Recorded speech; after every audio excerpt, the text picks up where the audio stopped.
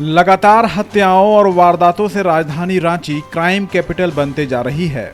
अपराधियों, बदमाशों और गुंडों के हौसले इस कदर बुलंद हो गए हैं कि उनके दिमाग में ना तो खाकी का खौफ है और ना ही कायदे कानून की फिक्र है।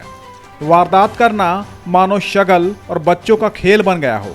माकपा नेता और जमीन कारोबारी सुभाष मुंडा की हत्या से तो राजधानी दहल गई, जबकि कुछ दिन पहले ही मुख्यमंत्री हेमंत सोरेन ने राज्य में बढ़ते अपराध पर मीटिंग की थी और 15 दिन की मोहलत दी थी।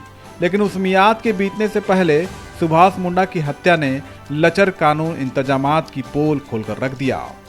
इस मर्डर से उठे तूफान के बाद पुलिस एक्शन मोड में आ गई है। दरअसल राजधानी में वारदातों के पीछे जमीन एक बड़ी वजह बनते जा रही है, जिसके चलते गैंगवार, अदावत, झड़प और हत्याएं हो रही है। अब जमीन के जंजाल को सुलझाने के लिए पुलिस और प्रशासन पूरी तरह मुस्तैद और चौकन्ना नजर आ रहा है। जमीन कारोबारियों की कुंडली तह तक खंगाली जा रही है। भूमि व्यवसायियों को अपना पैन कार्ड, आधार कार्ड, बैंक खातों के स्टेटमेंट, इनकम टैक्स विवरण और मोबाइल नंबर अपने इलाके के थाने में जमा करने के लिए कहा गया है। इतना ही नहीं, इन कारोबारियों और उनके परिवार वालों की संपत्ति पर भी नजर है। उनके कार, बाइक, घर, जमीन समेत अन्य प्रॉपर्टी का विवरण मांगा जा रहा है। इसके साथ ही उनकी कंपनियों के बारे में भी जानकारी मांगी जा रही है, जिससे पता लगाया जा सके कि कहीं शैल कंपनी बनाकर काले धन को सफेद तो नहीं किया जा रहा।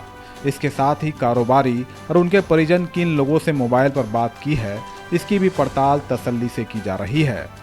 पुलिस उन जमीन कारोबारियों का इतिहास भी खंगाल रही है और लिस्ट तैयार कर रही है जिन पर मुकदमे दर्ज हैं। पुलिस उन विवादों की भी लिस्ट बना रही है जो आगे हिंसक और खतरनाक रूप ले सकता है।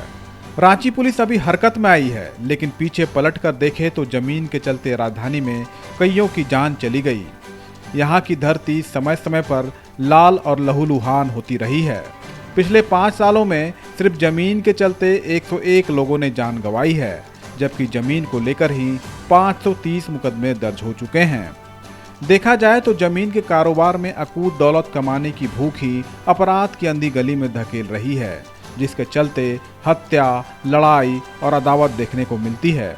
इसके साथ ही जमीन माफिया संगठित होकर अपराध को अंजाम दे रहे हैं, जिस पर लगाम कसना सबसे बड़ी चुनौती है। आगे देखना यह होगा कि पुलिस और प्रशासन जमीन की इस खूनी जंग को बहने से कैसे रोकती है।